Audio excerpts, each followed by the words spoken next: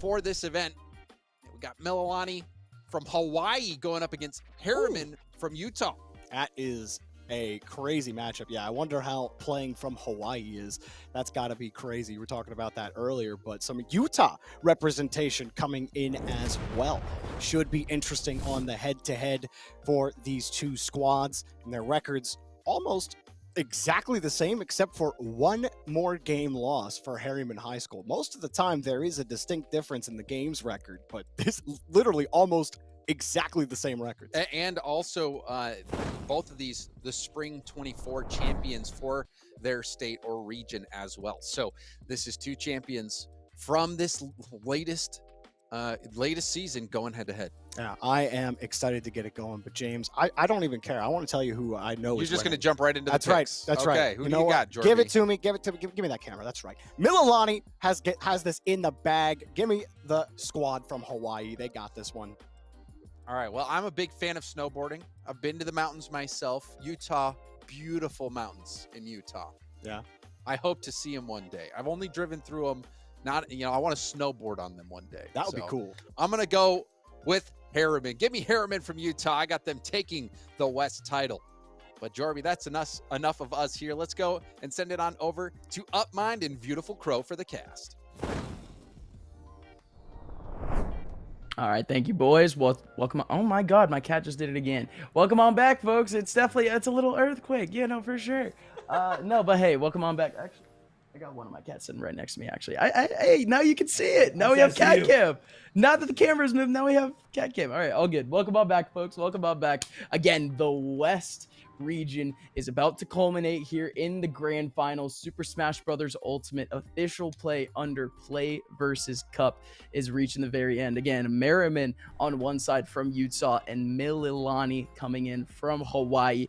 And this one, it is a lot more, I want to say, of a toss-up on paper than what we just saw back in the East Finals. Purely because, again, we did just see on the graphic that we just saw a very, very similar stat page there where both teams were able to take a couple losses throughout the season, throughout the playoffs. They still maintain a relatively perfect run, but we already look towards the player statistics, Mr. Viewtiful Crow. Listen, man, all I'm saying is that we don't exactly have all of the heavy hitters that we would expect on each roster in comparison to what we saw in the East. I mean, you're right. Like, looking at it, I mean, it's very much a different complexion to East, and I mean, that's always going to be like the talk of, Scholastic Smash as a whole, right? Generally, whenever you're speaking of these stronger rosters, these stronger groups, these stronger institutions, most of the time you're talking about people from this direct South, or you're talking about, East Coast.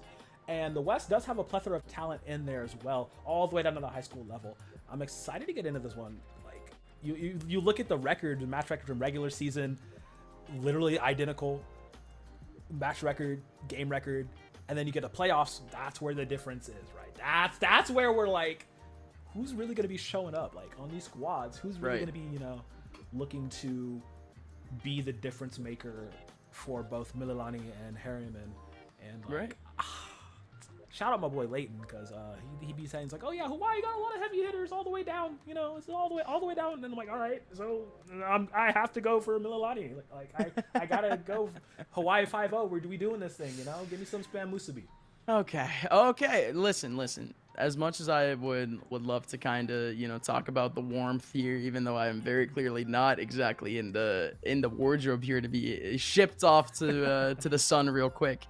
Even though we have both teams in a fairly relatively similar spot here. Again, I do believe that Mililani should have the edge coming out of this one, but it's so slight. It is so slight, purely because both of these teams have a just on paper a fairly similar high end and a fairly similar low end. What I mean by that is that there is at least one player in each one of these rosters that at least they pull out their one trusty character, and they just haven't been able to win a full set with that character yet. 0% win rates on two of our players coming out right now, and one of the players that has a 0% win rate, he still has a main that has a 50%. But there is straight up one player over for Mililani that has not won a set yet throughout this playoffs. Again, it is playoffs though, so you can't exactly be able to take away much from that. But that is why I'm going to agree with you that Mililani will be the ones taking away the West, because somehow the two other players have been able to compensate from a loss every single series so far. Again, we could give it over to the boys in the East in terms of Flagler. We could give it to Flagler just for the fact that they were so consistent. Their form was so good. But for Mililani, because they've had to deal with inconsistencies and they've battled back from it throughout these playoffs, I actually firmly believe that they should be able to take away these grand finals. But again, because of how similar these two teams are, I'm just so excited to see what Herriman actually has to pull out. As we do start to talk about a little bit about the character options, what are some matchups that you might be excited for here, Mr. Viewtiful Crow? Well, off the rip, I need to see Hayden immediately. Yeah. The ZSS, piloting the ZSS in Ultimate this day and age, that means you're either like it's the difficult. bravest or the boldest or just the cleanest man ever. Like, it's Hayden, I'm looking to you. I mean, 57% win rate, you know, in playoffs is like, that's pretty good. I mean, right. It wins more than it loses. Barely, just barely. So the volatility of that, we need to see how that goes. Right. Looking at the HHS Mustang Smash team. Yeah. Oof. It's tough, isn't it? Yeah. It's very tough. It's Would very it tough. be The fact that- would it be literally us just saying the like the canon, not canon by the way, not canon by any means, but at least like the more within canon matchup of Samus under Victor versus Hayden's Zero Suit Samus. So like it's a little weird how that ended up happening. Only can happen in Super Smash Brothers. But listen, from like actually looking at this, I would actually be very, very, very intrigued to see Ethan versus Hayden, purely because that ZSS needs to do so much work to get rid of that Game & Watch, but it is totally possible. We have seen it plenty of times in the past in more professional play, and that would just kind of show the levels that may exist between these two teams. If the Game & Watch is able to sweep that matchup away, we shouldn't be really that worried. We shouldn't be throwing extremes out there and be like, oh, Herriman is better than Mililani. But if that ZSS is able to take away that win against the Game & Watch, that pops some eyes for sure. Oh yeah, speaking of popping eyes, we have the first match determined. We have small battlefield. We're getting into it. We'll see it. And it's gonna be Keone starting for Mililani. Okay. And we got Victor. Oh, so we still have the potential. We have the matchup more or less that I'm looking for coming up potentially in either game 2 or 3. But yeah, Keone on the R.O.B versus Samus. What are you thinking about this matchup? It's kind of unorthodox, and I kind of already want to give the edge to the R.O.B. Yeah, it's very much a matchup that I've seen many, many times down here in the South. We love our R.O.B players apparently, and then I mean, shout out Georgia having some good Samus players as well. It's very much, you know, R.O.B's just going to be raking in combos and just being an absolute menace on the field. And I hate Gyro so much. Why does he get so many good combos off of Gyro? Like, make it stop, please. But that's one of the main things you're going to be looking forward to see, like, if Victor can very much dodge out, like, control the space, drop some bombs, shoot some plasma beams. We're in. Keep going. Indeed. Ladies and gentlemen, we have reached the final portion of our Super Smash Brothers competition here in the Play vs. Cup. Mililani, Herriman, to decide who is the champion from the West, who is the best from the West. As again, the R.O.B we have been anticipating to kind of be with the edge for this matchup. It's just going to have to come down to see how much Keone has in the backlog. All right, Keone, so you can step it up already at 95%. But, you know, it just takes one interaction and could turn that on its head. Rather, Victor, though, doing a great job racking up consistent damage, getting a lot of charge shots in and missiles as well. But looking for tilt and up air. No, it misses up air, though. That would have been a stock right there. Oh, this could be it. Indeed it is. Yep, I mean, F smash is already pretty rare when it comes to R.O.B. It is pretty tough for you to hit. But when you just have a player just floating towards your direction, easily hit after that, yeah, you might as well just go for it. It's a tough thing to deal with, though, if you are the Mustangs, if you are Victor. But here we are again, though. Keone is in a position where they can get so much extra credit. They are at 152. Samus has a lot of pretty instant kill options, but again, so does R.O.B. We see R.O.B in this similar sort of advantage here. It will not take long for the R.O.B to be able to get that kill. And actually, if anything, the Samus is struggling right now, not able to get the R.O.B up into the air to potentially try to get a fair or anything like that. Oh, what a toss-up. What a mix-up there coming out from the R.O.B. The only reason why we get nervous there, folks, is because there is a very linear follow-up there from the R.O.B off of that up tilt. We usually see an up air immediately after that, but here we go. Here we go. A little bit unorthodox too. Could have gone immediately for that up air, but instead F smash again. We talk about weird. We talk about unorthodox, and it's happening again. Yo, that was so good on that. I mean, I'm gonna blame the connection. I'm not gonna lie, because like if that was on land, he hits it every single time into that tilt, into the up air, but not gonna connect that time. But finish off with the F smash. Very, very good. It's like you said, not a common option, but it's a darn good one. But now sit at 173, still has not lost his first stock. Okay, that's kind of worrying. Not gonna lie. A little bit, but we're finally done. But my goodness, the Samus is actually struggling a little bit to just finish off these stocks. We're gonna have to somehow get some combos off from the suited Samus, not the zero suit Samus, the suited Samus. But that's what you want to see. You see the lasso coming in. You see at least the big grab coming in, at least starting a little bit of a combo there. But again, this is a lot of work that this Samus has to pull off right now. Yep, Victor really having to put in extra work over Keone right now. 94% on their final stock, 77. Oh no, the gyro. I told you, I hate gyro so much. It can just disrupt so many plans of a player. And it's just so obnoxious and just hovering there menacingly. It's causing Victor so much trouble. He can't. There's so many confirms that Samus can get from this percentage, and it's just Victor's not able to get any of them. Screw attack. Putting on 102. Dodges under. The up smash shot could have been the sealed deal right there. Victor staying alive momentarily. Needs to find something just to even get one more stock before his falls. It should be finished off here, though, unless something immaculate happens. But all right. We at least have a good start here to our grand finals here for the West, but an explosive finish to said game as we do get Mililani opening things up with a W. Okay. Keone's showing us why that R.O.B is still 80% win rate, you know, like showing us why. R.O.B versus Samus is a very tough matchup. I mean, you saw it, right? The amount of obnoxiousness that was coming out by Keone from Mililani. Yeah. Just perfect laser angles. I saw him like rebound off ground multiple times. Like, okay, geometry, yeah, past that. Let's go. Geometry. Like the gyroscope, just like. There was a moment where he was literally keeping him edge guarded with just gyroscope alone, which is actually just criminal behavior. Not gonna lie, but Victor just could not really keep momentum. Like he would get a lot of damage off. Like I want to say what. He was sitting at 170 or something off that first stock. Like, absolutely insane. But it's just unable to confirm the kills.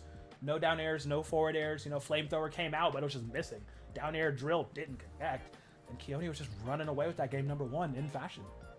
Yeah, but ladies and gentlemen, again, we are going to be skirting our way into the second game between these two players. But yeah, it does look like the Samus does kind of have the right idea here in terms of this matchup. The R.O.B does have those kind of disjointed hitboxes. What I do kind of regret is just not seeing more of those up airs, is not seeing just more of those grabs, just tossing the man up in the air and just trying to see if you can get really easy damage, basically. That's kind of how I just assume Samus plays. I'm not exactly a Samus player myself, but I would just assume that Samus players, they are just going for that confident damage rather than that chip damage. It is very possible for you to do so with Samus. It is still a relatively, you know, a powerful character. But still, at the end of the day, you do have those chip combos that I guess we should be seeing a little bit more. It's very difficult to consistently get the stacking damage that Samus would like to get. Because, you know, you can't use Morph Ball bombs for real against R.O.B in a ledge trap situation because he has so many tools to get out of it. You know, he can side B, spin around to get out. But like I said, the gyro and the lasers just nullify a lot of the planning that you want to do with the Samus. Because you're not going to really use tools. Because Gyro beats that. Laser beats that. It's just there's so many options canceled out by this R.O.B pick. Keone definitely played confidently like he knows it too. As we are in game number 2 here. Just the gyro play alone, though, this is insane. So He had to extend above the stage real quick, but yeah, my goodness, it's just looking a little tough right now for Victor. Keone again does have at least that space maintained at the moment, doesn't have gyro, but still R.O.B just has so many quick options that, again, Samus is a little bit more telegraphed of a character, while R.O.B so free-flowing. Yep. Listen, Jordy, I know you wanted the spike. It might happen during this game at some point. I know Keone is looking for it. He's been fishing for it multiple times. But this ledge trapping game, this edge guarding game is just so disgusting. It's up air, not quite going to take him out. Very good DI coming out from Victor here. But 156 on your first stock is Samus. My boy is at 33. Keone, that's gross. That is just, ugh. Just got stung. But again, 156. It's still not outside of the realm of possibility. We need to see at least a little bit of damage here. Now with the full rage, you can take at least a little bit of advantage of what has been just some chip damage coming in from Keone, or excuse me, from Victor. But yeah, this should be it. Yes, sir. Yes, sir. The down throw into the up smash, one of the few true confirms in this game. But oh, okay, a little bit dangerous, but did have the jump there to make it back. Almost a little bit of a disaster there for Victor to already send Mililani on their way to a game 1 victory. But we are still looking at what is Keone just throwing out moves to kind of control neutral right now. It is consistent pressure onto Victor, and I don't think, I don't think you can really take away from Keone though for that type of mentality. We're looking at a more of a range character here in terms of Victor. Victor needs that space to be able to really work out Keone, and Keone isn't allowing that space to be taken. Yeah, and like I said, it's just very difficult because Samus can't get the setup going, right? Ooh, just R.O.B just get some distance, but probably trying to predict a jump. But it's just, no! The 1-2 bop. Gyro to keep him in place, laser to lock him down. And that's just another stock gone. So I think even the gyro was able to take him out before the laser even came in. So that's just brutal. I think it was just the gyro, but I think at this point we've seen a very good variety from R.O.B in terms of what has been killing with this character so far. We've seen the F smashes, we've seen the up smash out of the down throw. We've already seen, again, really mostly what R.O.B is pretty capable of. One thing that we actually haven't seen too much is just landing nairs. This man hasn't even felt the need to be doing these like super quick options, and now you do. Right. Oh no! And this is the other move we were missing. The spin to win! Spin to win, baby. Unbelievable. I was wondering when he was going to pull it out. He's like, we'll save her a rainy day, I guess. Man. Exactly. Nasty. Nasty. If that's this man's only appearance here in the grand finals, what a way to do it. Well done. Great variety there from Keone. Again, just no space given to their opponent by any means. There was no comfortability there for the Samus to really set up where they're comfortable. It is just crazy that R.O.B, it is looked at as a bigger character, that they are able to close up that space as they did. Yeah, and it just shows the prowess of him on this R.O.B, right? We see that Keone very highest win rate of the highest win rate for the character of the players on this squad for very good reason. Right. Like, it's just cold, calculated, pinnacle, good R.O.B gameplay, and there was nothing that Victor could do about it. There was nothing Victor could do about it, unfortunately, and that will spell game number 1 going the way of Mililani High School. Right, but that is the lowest. I want to say tied for the lowest win rate there for Herriman, getting wiped out of the way here. But we still have a Game & Watch that has a 45% win rate. And Caleb, who, if you know Caleb, you might know who he plays, but from our data and just the fact that we have no film actually on Caleb, they haven't provided information on what character they've actually gotten the majority of their wins.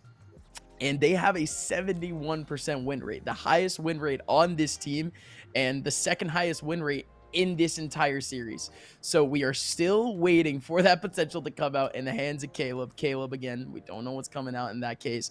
If we do get Caleb coming up soon, it'll be exciting. But ladies and gentlemen, we have no idea just yet who's stepping up into that second game. But again, just some closing thoughts from that first game. Did you really expect Keone just out of the setup, out of the matchup in general? Did you expect that dominance? Yeah. That's what I'm saying. That's Yeah. what I sauced you up. I gave you a meatball real quick. We're playing like, T-ball at this point. I just put the ball right there on the tee for you. It's just like I know the matchup so well after seeing it for so many years over here, and I'm just like, oh man, Samus is not gonna have a good time unless they manage to be able to do that, and they just it just was not happening. It was not happening. Keone played it flawlessly. Shout out to Victor for trying, though. I will say, I saw some ideas coming in. It just was not gonna happen on the day. It's unfortunate. Sometimes that's just Smash Bros for you, you know. It is. But he does have 2 other members of his team still up and ready to go to potentially right his wrongs and push them further to that championship victory. But Mililani starting off very strong and very scary. Sir, yes, sir. Sir, yes, sir. And again, we get to kind of look at the other characters that we have around, because I was just mentioning Herriman, just mentioning the fact that, again, we are going to be looking at a Game & Watch. We are going to be looking at an unknown character coming up in just a little bit. But for Mililani, we have something, again, very, very interesting, because I don't exactly know how to word this. But for the folks at home, you guys can kind of translate what I'm saying just by the black and white of it. There is, again, a player on Mililani. Mililani has had a perfect playoff run. Perfect as in, yes, they have dropped a couple games, but again, they've made it all the way to this game without dropping a full set. They've made it all the way here with having a player with a 0% win rate. Again, just try to put your head around that. Try to form your own thoughts with that. That is just how potent Keone and Hayden have been so far in this tournament. But that, again, is not to say that we still don't have potential in Kian. It all just depends there at that point with the matchup. Kian, he is the player with the 0%. However, he is going to be playing with Ken. Ken is a character where, again, you could expect some real explosivity from them. It's just that if you're not at the top of your game that day in terms of the execution of the moves, Ken is one of the tougher characters in this game to actually get all of their inputs out, for you to actually memorize all of those inputs. However, you can't take away from the fact that the training is happening, that they still have a great support staff. You still have their coach, Nick, standing behind them, giving them all the energy in the world.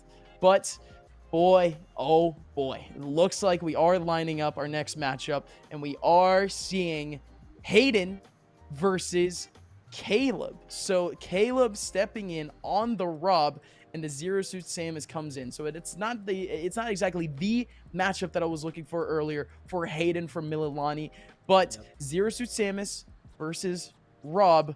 It's a little bit of a weird one, considering that, again, we were just mentioning all these characters, and Caleb just refused to mention that he's also a R.O.B main. Yeah, I was like, I saw it when it popped up in chat, and I'm like, this man is absolutely nutty. Okay, they're gonna get right into it. So this is gonna be interesting because Samus versus R.O.B is not necessarily a great matchup, but Zero Suit Samus versus R.O.B somehow is. Like, I mean, it's more. Listen, from the matchups that we were talking about earlier, Game & Watch is just way too small of a character. Has a lot of great approach options. And honestly, when it comes to the aerials, they are a little bit faster. They are a little bit more wide spanning. And not only that, they're multi-hits, so they take forever for them to come out. Because Zero Suit Samus has a little bit bigger of a hitbox, has a little bit more, more disjointed of a hurt box, you know, you could have that Game & Watch really being able to control that game a little bit more. Here with the R.O.B, because the R.O.B itself has disjointed hurt boxes, this is a lot more plausible here for the ZSS. Yep, and you're seeing it right now. This is automatically a much more even game compared to the previous. Caleb really gotta step it up. Oh no! Oh, got the plant. Goodness. Literally last frame. Okay, all right. I am sorry, Hayden. I was not familiar with your game because what? in the world was that perfect timing? And he's gonna stack the combo. There's 2, there's 3, goes for 4. The up kick. No way! Oh, that doesn't guarantee kill anymore, unfortunately. No, But, no, man, that almost the was Smash 4 so Classic. close. Yep. Yeah. It's just hardwired into your DNA. Nah, absolutely, absolutely. Shoutouts to Mars. Hey, it has forever instilled Right, that right. in me. Lordy, lordy, lordy, lordy. But there is again a quick little approach. Gets the kick flip in, but still. Oh no! There goes the up B. The thruster kick doesn't work out though. It doesn't come out. In terms of an actual punish coming in from Caleb. Come on, Caleb. Caleb needs to get themselves a good punish here, but has been able to get good mileage out of what has been some pretty open opportunities. Just throw a gyro out. Literally, Yep. just throw a gyro. Oh, come on! you gotta use it, not let them use it. Jeez. Okay, but sitting at 134, staying alive on the second stock. Definitely still There you many options. Okay, there's one. That's the start. All right. Oh, no, he gets caught. Doesn't get grounded, though. Very good job off of that. Look for laser. Nice dodge out of it, which is so scary because Zero Suit Samus is so much more squirrely than, full armor Samus. And you can see the differences also, like, in player play styles as well, right? We see that Caleb is just kind of playing a bit more reserved on the defensive back, whereas Hayden is just going straight for the throat every single time. Still surviving 188. R.O.B can do that because he is big-bodied like that. He built different. Surviving gyro. Pop in. Pop up for the laser. But gets caught on Wake Up and will be sent packing. 1 stock left. And just a quick somersault kick. Ends up working out for the ZSS, as at this point, this game is as even as we could get it. And indeed, we have made it to the very last stock with both players right neck and neck. Again, this is the type of matchup that you expect, though, from the R.O.B. The R.O.B. Oh, goodness. No way. Oh, my goodness. What a combo. What a combo. But again, the R.O.B. hits like an absolute truck. The ZSS needs to chain to get the damage that they want. And that's absolutely what's happening. The little opportunities that we're seeing Caleb have, he's really taking it all the way to the bank and whacking 30, 40% every time he interacts. But instead, over on the other side, the ZSS needs to work so much harder to get that damage. That's exactly what's happening too. Both players playing up to their character strengths. Does it end up in an entertaining entertaining finish here? This is only game 1 of a BO3 between these two. Needs to get back now. This is tough. This is tough. Okay, that was so good. Guessing the timing on the charge shot. So smart. Spikes him down, but his platform. Gonna stay alive. Okay, guys, this is the guess, right? This is guesswork. Okay, angle off the laser. Can't follow it up, but you know who can. Whoa. Woo! Okay. Man, Hayden. Absolute barn burner there in those last moments, but managing to pull one back for Herriman here. Nasty work. Yeah, again, it is just going to be, once again, a Mililani. We have not seen any sort of back and forth in our series throughout this Super Smash Brothers tournament, because it just seems as if, again, one team has the right game plan at the moment, but it has finally been challenged. We had the R.O.B coming out from Caleb, and that is the preferred matchup in this one. In that last series that we just saw, we didn't exactly see any sort of character advantages coming out for the team that ended up going down. However, for this one, for Herriman, they have the advantage. It's just that it is as close as you could get. It is still a very plausible matchup for Hayden. And you can see, again, Hayden is taking advantage of that space, not allowing the R.O.B to really get comfortable by any means into neutral. And at the end, it's leaving Caleb scrambling a little bit. Yeah. And it's, I don't want to say he's not used to the matchup, but he's not used to the volatility of this matchup and how crazy it can get. I mean, the thruster kicks were very, very well placed by Herriman. I mean, it's just Caleb was really having, like, I didn't see enough of the just gyro abuse and the laser abuse coming out because of how well that they were doing. And Yeah. I mean, man, just oof. Hayden squirrely. Yeah, no, Hayden had a great match there, but again, we still have a full best of 3 to go, and we already have our stages coming in. Small battlefield coming up for this matchup. I almost feel like I want to give the edge to the R.O.B here, even though, again, ZSS was doing such a good job with the fact that they had control of this space, that they were pushing Rob really up against the edge, which most of the moves that they were doing, not allowing Rob to even set up that gyro. You were begging for gyro midway through that game, but for good reason. You need to have some sort of foresight. You need to have some sort of space for you to utilize that gyro. But instead, with small battlefield, some of that potential may be gone. We need to see Caleb afford himself that space for that gyro. Right. Beautiful. I mean, oh man, just abusing forward airs from Rob is so nice here. Neutral air too. We kind of talked about it in the previous match. But, forget everything.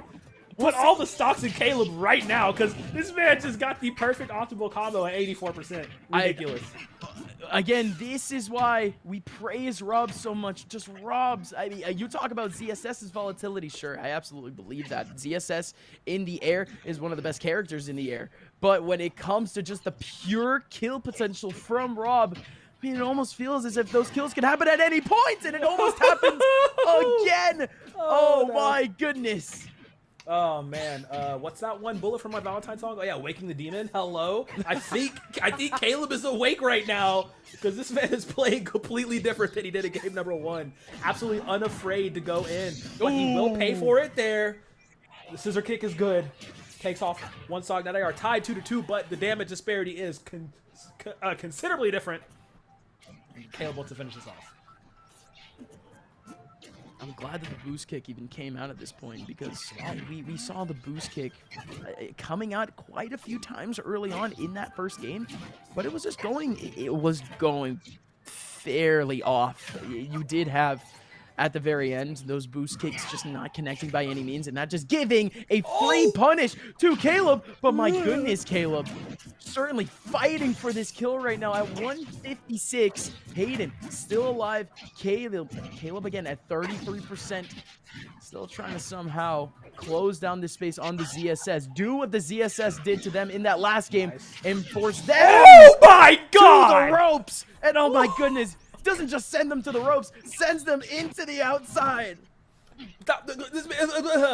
Beyblade let it rip. Hello? That was a snipe with that gyro all the way off the right side, sending them straight away. Now we have Hayden on their last stock here, and this is complete night and day different. Oh God, I thought he was gonna stack it. I thought he was gonna start right there, kid.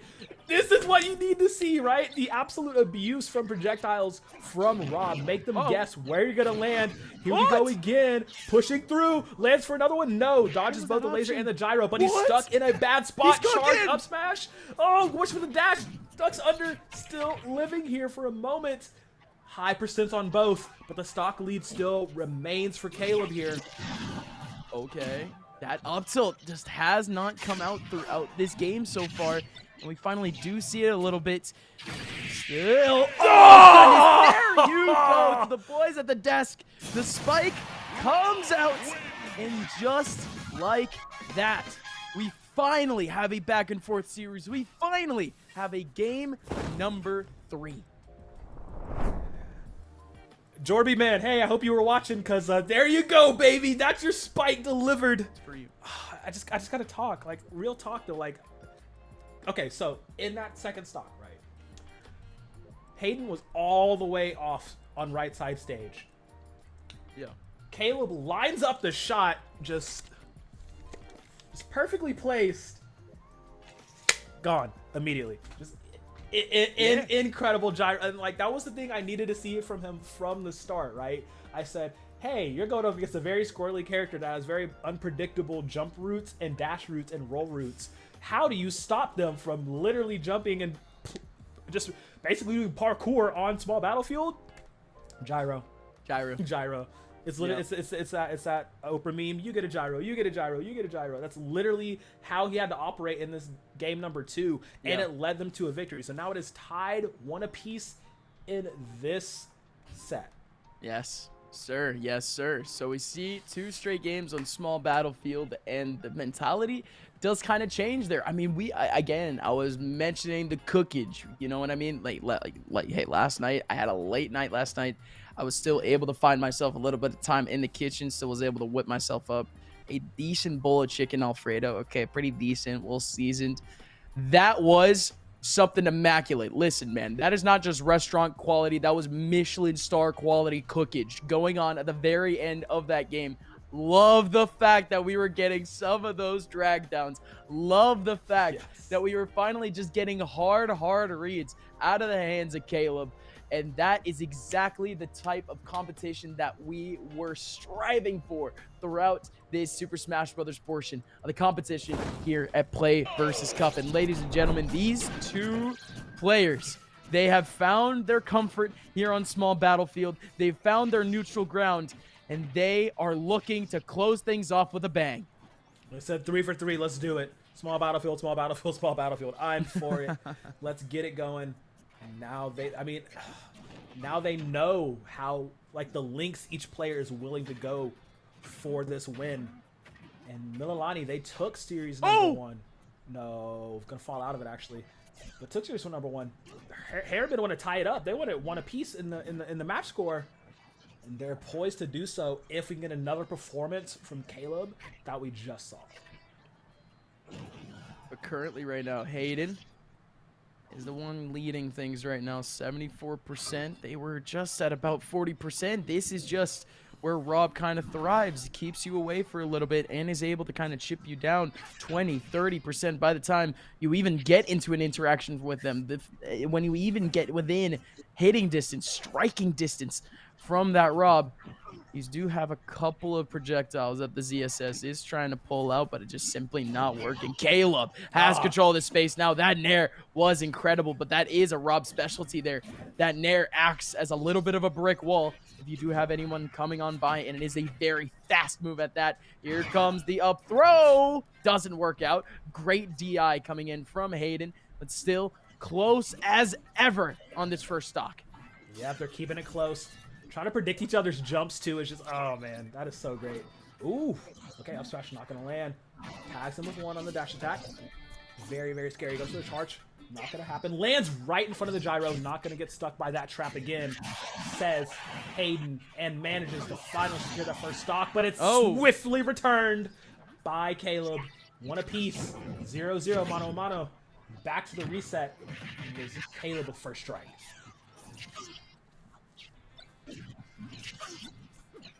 Even though Caleb is looking at the barrel of a massive lead right now, we've seen the combo opportunities from Hayden. We've seen Hayden heat up a little bit here, but this might just be our closest set yet of the day. Mililani are up against the ropes right now. 108% still here for Hayden, but here comes the start. Here we go, a couple up airs, looking for something else there, but even then, out with the back aerial. There goes so bad, but oh my goodness, he's just fine. And okay, not exactly the spin to win, as it doesn't come out from the edge of the stage, but here comes the pressure though. There you go, just fine on the flip kick. Here comes Hayden. Oh man, the amount of value he's getting out of the flip kicks is very interesting indeed, because he's not using them just to go for the kill, as most would try to do, but he's actually getting a lot of maneuverability and repositioning out of them, as a good ZSS would do. But what? Okay, a little twist and turn in the air. That robot's doing yoga. Absolutely insane. Caleb gonna go and grab that one, but it's just returned back. It is all down to this. Final stock, the final stock in the final game, and the final hit goes to Caleb from Herriman High, tying it up. Oh my goodness! Caleb! What a way to make his claim here in the grand finals. Mililani will not be making the perfect run here in grand finals, but my goodness, we were talking about that spin to win. We were talking about the power of the R.O.B, and it comes into full effect. It comes into full showcase there in our very last stock. I mean, what a game. What a game. That's the best game of the day. 100%. That was the match of the day right there. Like, I just, the fact that they kept trading so much damage off of each other the entire game, and just back to back taking stocks off, barely had a time to breathe for each other as we're going into these replays here. It's just absolutely insane, moment to moment, literally off the platform. Caleb's like, all right, bet, I know what I can do. As soon as he landed that up air. Oh, goodness. And again, with the fact that we did have 2 incredibly close games, we had to see comebacks from both players, and that is just simply not something that we've seen throughout our day. We saw 2 players who were very, very well equipped for them to kind of take advantage of the small gaps. Caleb, whenever he had that stage control, he was able to really grind out Hayden, really be able to cover up his options, and of course, get the big hits needed. And if the big hits didn't go, R.O.B is quick enough to recover and kind of throw out one last option, one last ditch attempt to get that kill. But when it comes to Hayden, when Hayden had that space completely controlled by himself, when he was in the face of Caleb, yes, he could scramble a little bit, yes, he could get himself a nair or 2, but Hayden took advantage of his opportunities with the strings, with the up airs. But at the very end of the day, again, it is Caleb taking away that second game, and we got a ball game on our hands a little bit. It's more of a game of Smash, but still ball game. I mean, you can play ball in Smash. You can. Depending on character, Yeah. I have a ball watching and playing Smash. That's for sure. Simple as that. Valid. You reel for that one. It's all tied up here in the grand finals. Yes, One sir. set apiece. Yes, sir. Man, this is what we wanted. You could take your swift 3-0s. You know, your little nail biter. Maybe. No, I want back and forth. I want stock for stock for stock for stock.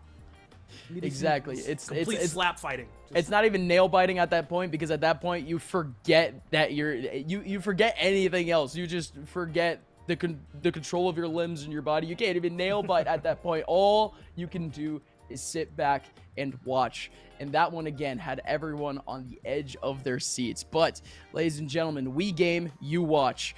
We do have a game and watch potentially stepping up to the plate coming up in just a little bit. It is going to potentially be, we are going to have to get confirmation on this, but the 2 remaining players here for these 2 teams is Ethan on the Mr. Game & Watch for Herriman High School, facing up against Kian, the Ken, from Mililani. And the only reason why I really want to take my time introing this one is because, again, we all talked about the statistic a little bit earlier on in terms of Kian. Kian has not been able to break through in these playoffs just yet. So for Herriman, do they underestimate the power of Kian? Can Kian pull off the what is almost a historic upset victory coming up here onto Ethan? And it's not like Ethan has been a perfect player. He is actually mostly 50-50 going throughout these playoffs. But again, that's expected. Going 50-50 is still amazing.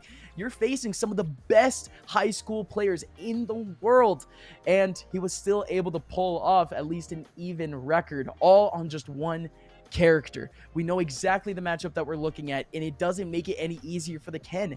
If anything, I think that the Mr. Game & Watch is going to have the edge here over the Ken. Am I wrong in thinking that? Nah, you're really not. As someone who plays give it a good thump. ludicrous, ludicrous amount of Ken, it's just you have to be perfect with your inputs if you are going to be, going up against these like unorthodox-esque characters, right? Going up against these characters that have a lot of high movement, a lot of mobility, a lot of unpredictability. The Shotos, the fighters, don't really like that unless you're like Terry. Like Terry can handle that pretty well, because crack shot just covers so much distance. But it's just like Ken and Ryu, and also Kazuya. That meme of a man that he is, but it's just they don't like it when they're fighting a character that can just go everywhere and still be able to pepper them with a lot of meaningful shots. I will say though, the multi-hits is really what does it, to be honest. It's the fact that it's huge, wide spanning multi-hits that, again, it is just tougher hurt boxes that you got to deal with the Shotos.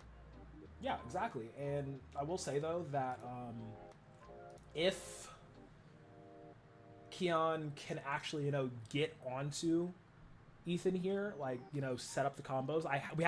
We don't have really the data for like how he has been playing on this kid, how strong he has been on this kid.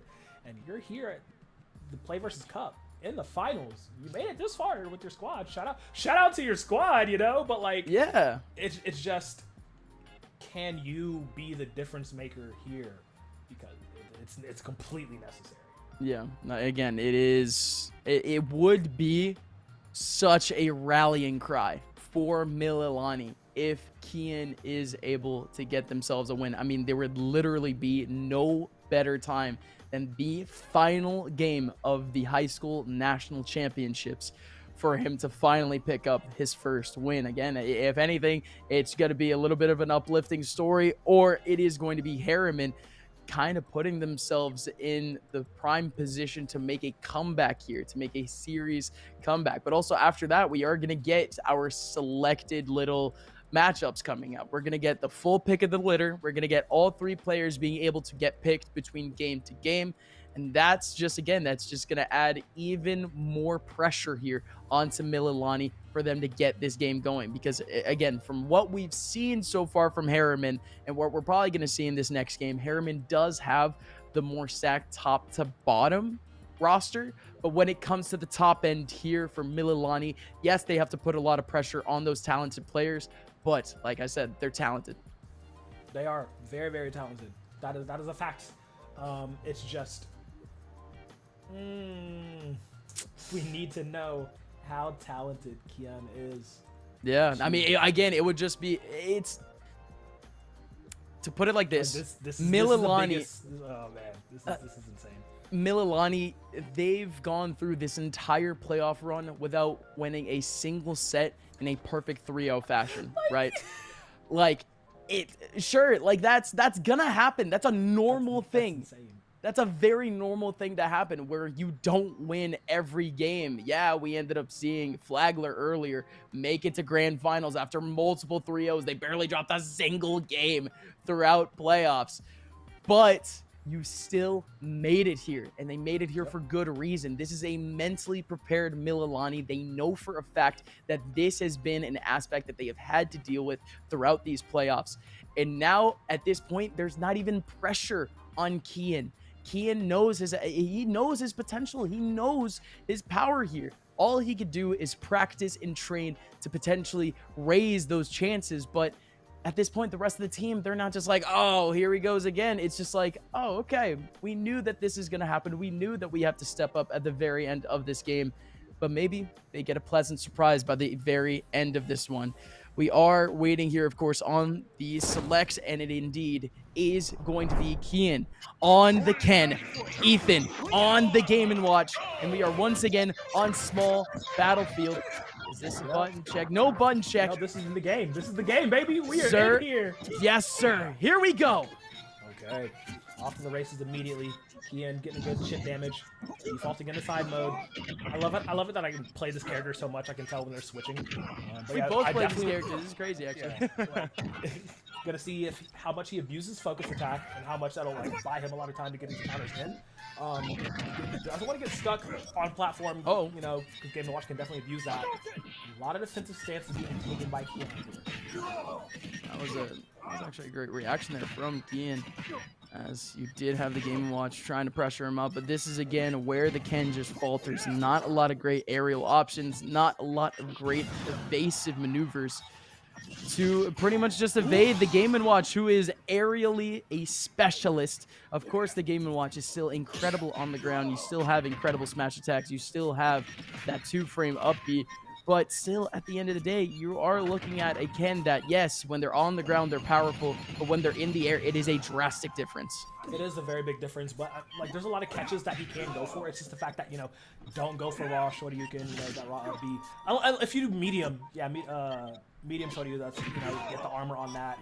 Oh, that up B is crazy.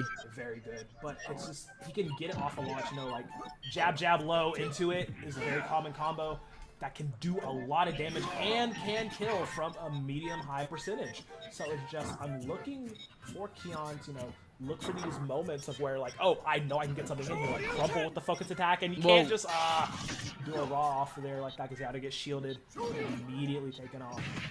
And it's just, right now, Ethan is playing as perfectly as he needs to be.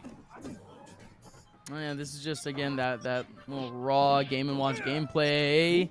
But considering that we're looking at one of the weakest characters, one of the lightest characters, excuse me, in the game, Ken is going to be able to slap this little guy out of existence pretty soon. But again, we just have to get that opportunity with the kicks. Yeah, and one thing, I mean, this is something, shout out Jazzo and shout out Vendetta for pointing this out to me. It's just the fact that, like, Ken's low kick is such a great edge guard tool against characters that cannot just recover high. Like, getting back on the ledge, if he sits there and just spams out low kick like that, you're going to catch them, and that can combo once again into that up B, into that Shoryuken, and just take the stocks so easily. But there's so many options that Ethan has that are available to him to take stocks just like that. Goodness, though. We are still looking at such a difficult scenario here for the Ken. Yep. But up against the ropes here, potentially, just for at least one kill. Kian looking to close out this first game with at least some sort of credit, with at least something to keep his confidence up going into that next game. You would think perhaps a stage switch could help them out here, Crow. Yeah, get on PS2, you know, jump over there, make the switch. It's a really good stage for Ken.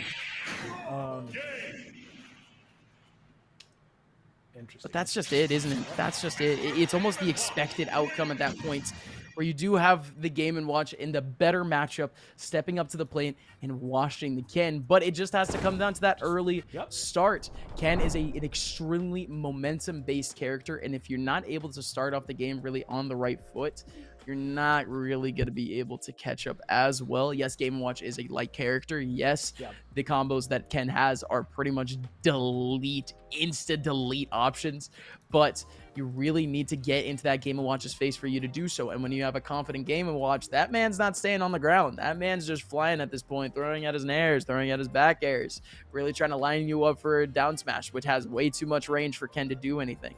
So again, it's a tough matchup here for the Ken, but it all just has to begin here at that first stock. It's interesting. Like, I mean, like, there's just some options that were just left out on the table that we were not seeing Keon attempt to. I don't know if that's just uncomfortability with the matchup. I don't know if that's like, you know, the nerves also can be a factor here, right? Like, you're so used to leaving it to your bros to, you know, get the 2-0, like, all right, cool, we're going. All right, cool, we're going. This is not that situation. This is you having to actually really hunker down and be like, okay, I can do this. Because I have seen some beautiful Ken work versus Game & Watch. It is a little bit more difficult. You'd have to apply a bit more effort to it. But you have a lot of options available at your disposal to make such a situation like fruitful, like a real reality, and we just did not see that.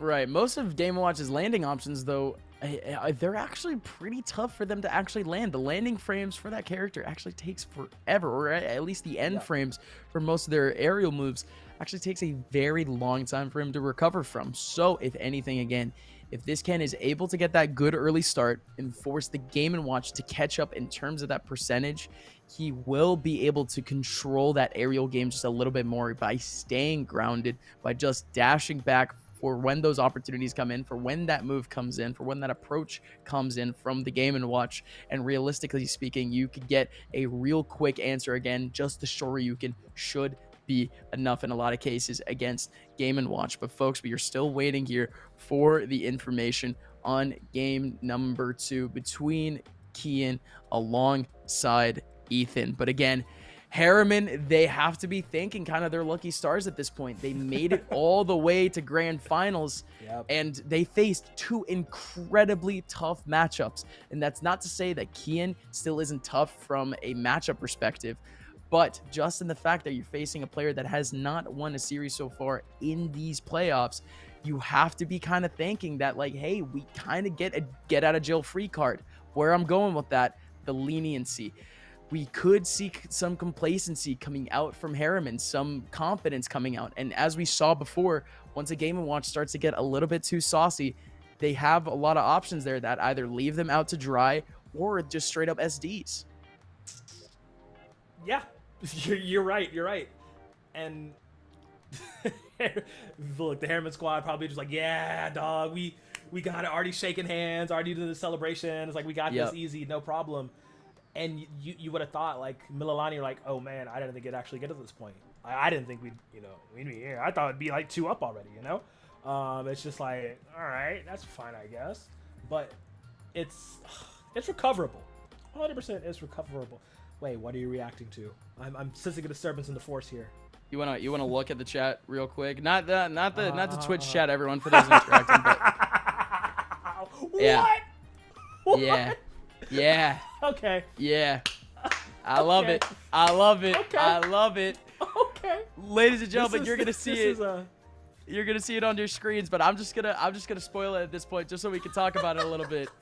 Kian is switching up his character. It is going to be the first time in this entire tournament that he is doing so. He has waited until grand finals for him to switch out that character, and again, hasn't been successful on Ken.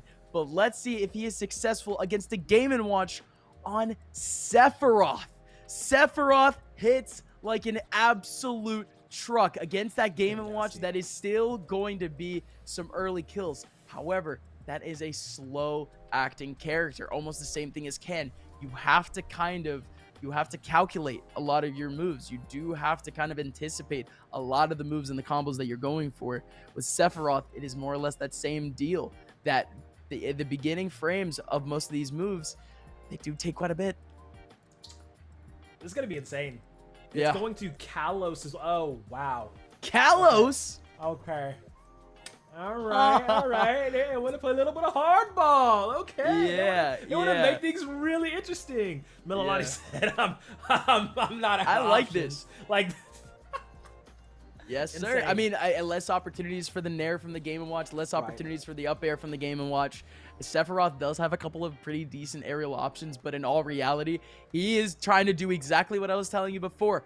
Force the Game & Watch to interact, to try to land with some of those long-lasting moves, and try to punish from there. And God, of all the characters who know how to punish, it is definitely Sephiroth. Yeah. Oh man. Okay. Look, I'm gonna call him out on the Ombu/placement. I'm not gonna lie. They're getting straight into it. They said, all right, we're green light is a go. We're moving. Already tagged with one. He has to know when to shield, because yeah, the punishes from Sephiroth are just so nasty. And honestly, shout out to Kian for bringing this out at this juncture. Oh, this fat damage every single swing of that Masamune. Yeah, at least he knows that the Masamune does come out in a pretty slick fashion when he goes for that back air.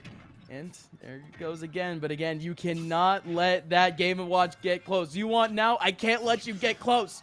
Listen, that is going to be the Sephiroth at least getting himself a little bit of that space. But, all right, we're quaking in our boots a little bit here.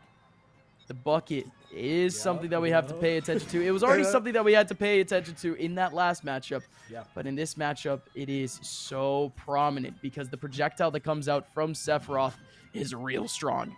Oh, yeah, absolutely. And there's actually, can you pocket the flame as well? I think so. I would think so, yeah. Yeah, bucket is just so nice. I love that. Love what a great technique. You know, let's just give Game & Watch like the ability to just... I can sense the tears rolling out of your face right now as you say that. Just what a great mechanic. You know, just it's such a great mechanic, guys. As a non-Game & Watch player, yeah, I can totally see you being satisfied with that. As a Game & Watch player though, I love it. I love it. But like, okay, as a player, Supernova. That's fine. Listen, man, I don't know who to cheer for. Actually, no, I do know exactly who to cheer for this one. My main is Cloud, and I also pocket Game & Watch. So, listen, I have a little bit of bias here going towards the player on the left. And listen, that is also something that we regretted to kind of talk about a little bit. Sephiroth, yes, they have great stance. Yes, they look like they have incredible presence here on stage. But in terms of actually living, they have they have one of the lightest stats in the game. Yep. It's very, very limited in recovery. Like, it makes a lot of power.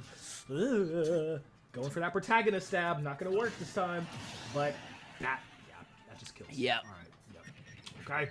Tied up 1-1, but the damage a little bit more so in the favor of Herriman. Kian took a bit of damage. He hasn't been able to, like, these up air strings, he keeps getting hit by them. Like, I think that's like the 6th consecutive time that this man just gets hit with some gusts. Already has to pop the one wing. Can't you blame him, though? Already down to the one wing. As you mentioned, the one-winged angel is here. And no, we're not talking about Kenny Omega. We are talking about Sephiroth. It is, at this point, the Game & Watch trying to just get the kill shot at this point. Or not even just the kill shot, but just trying to allow the Sephiroth to approach first for him to then react. Kian does trying to poke through just so the chef doesn't really end up connecting. And that is, yeah, that's a Game & Watch special. Off stage, you see a player at a certain percent, and you could just start throwing out that key. Yeah, and I mean, it's just, it took about 35 seconds, 40 seconds before Kian even got any damage returned onto Ethan. That's absolutely insane. As he's sitting at 62 on a second stock here. Full control of this matchup. He was a little bit wary of the Sephiroth switch at first, but then he's like, all right, never mind. This guy's easy. GG's, let's do this. He just needs to do a little bit more to take it off, get this 2-0 in this set. Goodness. There's the throw. Off stage looking for it? No, not quite, but man, just putting absolute shellacking onto Kian off this switch. Kian, again, just trying to get a little bit of space, trying to make his mark here in the grand finals of the PlayVS Cup. Again, there goes a little bit of a chef coming back, covering up the ledge. Just one more hit, one more good hit here from the Game & Watch. He's gonna do it here for this matchup, and indeed, we almost get it. The recovery is there. One last hit off the back air. Almost there, but no back air. And there's the key, as I was mentioning. At a certain percent, you could just start throwing it out. And Herriman High School are one game away from a national championship. This is insane. Well, Kian still has a 0% win rate across 2 characters. Cue the Titanic music. Thanks for coming, sir. Thanks for coming. But yeah, the but indomitable Ethan. This isn't the first time, though, that we've dealt with this. This has been an entire playoff run, a 4-game-long play. No, I think even 5, 8. It's been a lot of games in terms of the regular season. It's been a deep bracket period. And again, every single game we've seen Kian not be able to step up to the plate, not be able to close out their games. But we still have seen somehow Mililani make it to the grand finals. It doesn't matter if it was double elimination. It doesn't matter if it was single elimination. They have still somehow found their way here off the backs of their 2 top players being able to kind of push this team over the much longer. Can that mentality last? Can Herriman really break through Mililani? I mean, I think that might be the case. We have 2 opportunities here for Mililani to continue what has been a historic run for that team, considering the fact, again, they have been put up against the ropes every single game that they have played. Again, it's all going to come down already to this game number 4, at least if you're a fan of Herriman. Yep. HHS Mustangs. Y'all are doing big things right now. I'm not gonna lie. Like, that was y'all weathered the storm, brought it to this game 4. They just need one more series, one more set to claim themselves as the West champions. Yeah. Here for PlayVS Cup. And Mililani, now you're having to decide, right? They're like, now that we're at this point, right? They have to reset. So now for sets 4 and 5, they can choose any of their players. Yep. But Mililani, they get the counter pick because they lost. That is true. That is true. At least it's just gonna be a good start. You know, it's gonna be a good start to that next little series. But if the counter pick goes out well, then there goes the win, and then they're gonna be able to counter pick for game number 3. So we'll take it. We'll take it. That's a fast track to game number 5, and I actually don't know what the rules would be for game 5. If it is the same there, if the team that loses game number 4 will have the counter pick, or it's a coin flip for game number 5. Whatever it may be, it's certainly not strategic that they're losing. You know, I almost felt as if we were gonna keep leading down that train of logic, but no, it is not a strategy to lose. Okay, simple as that. I think in my expert opinion, not a good option, not a good mentality. But again, we are looking to our next few players. We have them set already, And ladies and gentlemen, we have seen two talented Robs so far, and we are indeed going to get the Rob Ditto. Rob versus Rob, one of the best characters in this game, period. Fight me on that. I don't think anyone will. Still, Rob has so much potential coming out of this matchup. We are going to get a clean start on PS2. Keone versus Caleb. I mean, Crow, from what we've seen throughout this series, who do you think has it? I'll help you out a little bit. I think it's Caleb. This is the one I wanted. I needed to see this. So, in the event of a Game 4, Game 5 scenario, right, it's the opposing team gets the counter pick off of the player that is selected. In Game 5, the player that plays cannot compete in set 4. So this is potentially the last game, or last set rather, for both of these players. So this is why I wanted both of them to come out in set number 4 here to set the tone for this. Because this is either going to be Mililani bringing us to a Game 5 scenario, or this is Herriman saying, nah, boys, we're superior, we're taking the West Trophy, and they're off to a hot start. It's just crazy, the fact that we're even witnessing this matchup. The two Robs, I mean, it's got to be a core reason as to why these two teams are even in this grand finals. It is such a potent character to be picking, and you just already saw sort of a streak there coming out from Keone, but instead we already get the kill coming out in the hands of oh no, it is Caleb again. This is so scary. Okay. Let's see how they can recover. Yeah, I believe. Keone on the right. Yeah, Keone is on the right side. Yeah. Keone on the default Rob color. And you got a little bit of a tense for Caleb, who just went swimming with the fishes, unfortunately. And still tied up 2 stocks apiece. Another one. Oh, okay. All right. Let me calm down. You never know. But again, why should we calm down?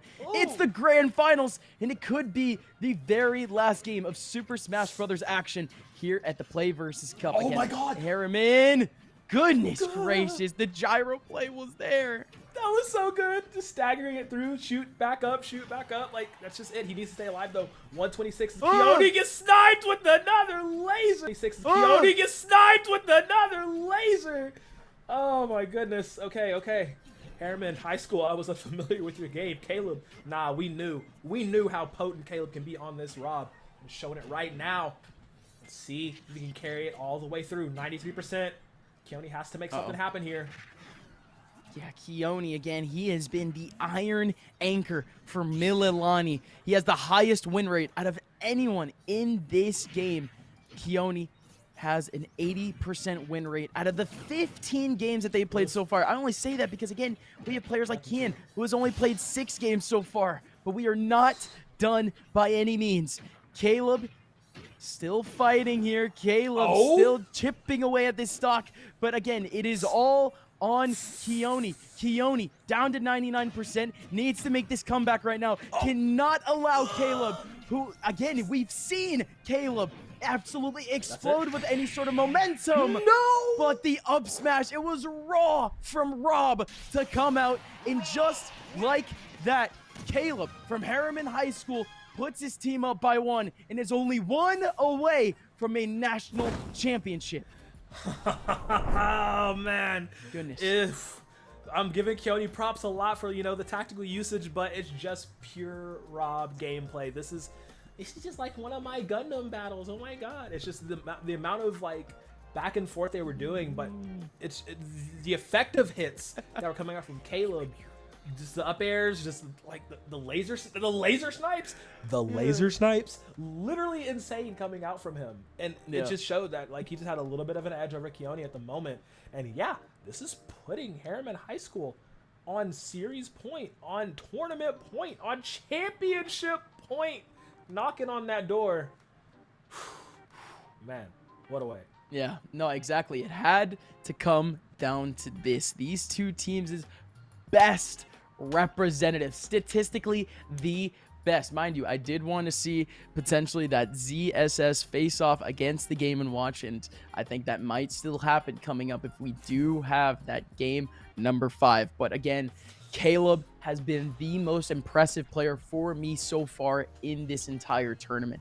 What a great way that he was able to really bring back the game that he played in a little bit earlier, and also the fact that he looked extremely comfortable in just freestyling as R.O.B really did not care about the options that he was actually kind of putting out. He knew that the Nair was going to be able to cover. He knew that his up smashes was going to connect. He knew that all he needed to do was send a person off stage so he can get that side beat. It's just that, again, we aren't getting those comfortable scenarios right now purely because we're looking at yet another R.O.B who has the same exact skill set. So when two players are nairing at the same time, two brick walls just kind of staring at each other, what do you do about that? Like, you just can't. Neither one of them can move. That's how brick walls work. No, but still, it's a tough time here for both Keone and Caleb. But right now, the player who needs to step up is Caleb to even keep his team alive. Yeah. I mean, how can it even happen? I mean, are we going to have to see a little bit of a stage change? Even though, again, we do see PS2, and it is, okay, it is small battlefield. But again, because we're looking at the same exact matchup, it's tough to kind of tell where the advantages would kind of lie. But, oh my god. Oh my Caleb, goodness. Oh my goodness. Chill out. No. Caleb, chill out, bro. We're not done. We're not done. I didn't even get the expose out, and you're just like, all right, bet. Let me just end this. I mean, that's similar to how he beat Hayden in game number 2, right? And you see it right now. Like, that's the thing that I'm talking about. The killer instinct, the edge that Caleb has over Keone is the fact that he is willing just to go off rip, full send, and it works more than it doesn't. And actually, we have somehow made it all the way back to a little bit even here. We just saw such an insane start to our game. Jeez. But Herriman High School, 2 stocks away from taking a national championship. Mililani up against the ropes, and no, my goodness, Caleb needs to somehow escape, and does end up happening, or excuse me, Keone needs to somehow escape. Caleb doing his work. Oh, there's the up air. Yeah, I mean, still sitting at this high 1-1. No, and he does with a stalling drop kick. Ugh, nasty afterburner. Taking it away, but he's at 67% now. He has to absorb the punishment of the demon. That is Caleb. Great dodge. Return fire. Gyro for gyro. Piece for piece. The Beyblades battled. The Beyblades themselves are battling with Beyblades. This is insane. It is amazing. It personally is. I mean, especially myself. I actually do enjoy myself a decent bit of Beyblade. But here we are again. As we do have at least the 2 R.O.Bs just whacking right now. It is no actual patience. Both of these players are just throwing out option after option after option. Oh, man. The gyro's connecting in midair is stupid. No! He got off platform? He's still alive, just barely. 130. Caleb is so monstrous with that. The smaller, the lower platforms here on small battlefield do mean that can connect through. With rage. Tries to predict for the jump, though. Caleb just is so on the button, on the pulse. Gets one laser tech, goes for the afterburner dropkick again, not gonna land, goes for the spike, not gonna land, but the second time makes it through, and now Keone is on his last breath, the last gasp alive for Mililani, but he sets him up in the tech, he's going wall to wall, and he's looking for the championship, he's living for right now. That is a lease on life for Keone. He's sitting at 89, 90 and climbing, goes for the up air, he has to stall, he has to buy for time right now, just barely alive. He has to step back in. Reset himself here because, my goodness, what an electric way to go! There's the up air, and there is the national championship. The champions of the West, Herriman High School Mustangs, pick up the victory. Oh my goodness. Herriman High School are your PlayVS Cup Super Smash Bros. Ultimate West Conference champions. Oh, well deserved by this squad. Wow. I am 0 for 2 on predictions today. I'm going to go crawl in a corner. Not going to lie. What a way to end it. I knew. I just knew. It's simple as that. How did I know? Vibes. Vibes, yeah. That's it. No, just simple. No. Very, very simply put, we did have incredibly strong runs from two standout teams throughout these playoffs. And that is not to say that Mililani didn't have a good run of their own. It is just that Mililani had to fight through adversity at every single game. And with that mental strain, you don't want to go in with that type of mentality going into grand finals. You never want to be on the back foot when you are at that crowning moment. And the Herriman Mustangs, they have proven to be that team to really take advantage of their opportunities. And once again, this was the Caleb show. This was Caleb really impressing all of us, proving also, of course, that he has such a bright future ahead of him. Again, Caleb, congratulations to Herriman High School, to the Mustangs, congratulations on taking up the West. So we have our two winners from the East Side, Flagler Palm Coast High School, representing from Florida, and on the other side we have none other than the Herriman Mustangs from Utah. Well, that's another stark difference too. We had the Hawaii versus Utah battle. We had the Snowy Mountains versus the beachy coast there of Hawaii, but instead it's going to be almost the exact same thing here. Juxtaposition between the East and the West. What a pleasure it has been so far, ladies and gentlemen. Thank y'all for tuning in to that Smash Brothers action. Beautiful Crow, any final words? I just think it's very impressive that the Mustangs won every single series in playoffs at a 3-1. every single series. I just went back and looked through the bracket. Yeah. 3-1, 3-1, 3-1, 3-1, 3-1, and now here we are, another 3-1.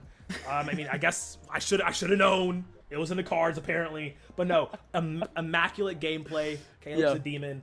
Expect to see him at any locals. You might even see him at a major or two, should he choose to do so. Very, very strong player in their own right. Same with the rest of the squad. But yes, once again, congratulations to Herriman High School Smash Squad for taking the championship here in the West. Upmind, my boy. What a day. What a beautiful day of Super Smash Bros. Ultimate action. And I could not have been happier. Bang it out in the desk with you, man. Ladies and gentlemen, back over to the desk in just a little bit. Just wanted to say the big thank yous, of course. This is my second day here on the desk. Thank you to PlayVS for having us. Thank you to Nintendo for hosting yet another great event under the PlayVS banner. And for those watching, ladies and gentlemen, this is what happens every single year. The fanfare is there. The PlayVS competition does not end. Go over to PlayVS.com to get yourself signed up for next year's competition. Signups are already open. And that's just my plug for now. Ladies and gentlemen, let's send it back over to the desk one final time for myself. Love you, Jordy. Thank you, Upmind and Viewtiful Crow. Much love back to you. And we did get some spikes. I mean, R.O.B is a ridiculous character. Just got those jets on the bottom. That big body jet going up, and we might not get some spikes, but we got the domes, and I do love a good dome. That was a fantastic series. The R.O.B versus R.O.B to end it out. And, I was saying R.O.B seems like a fun character to play. Honestly, you got the top, you got the lasers. What's crazy to me, I didn't realize he had an 80% win rate. That's a little. Someone do something about R.O.B. That's crazy. Well, congratulations to Herriman for taking down the PlayVS Cup for Super Smash Brothers Ultimate of the Western region. Really impressive stuff.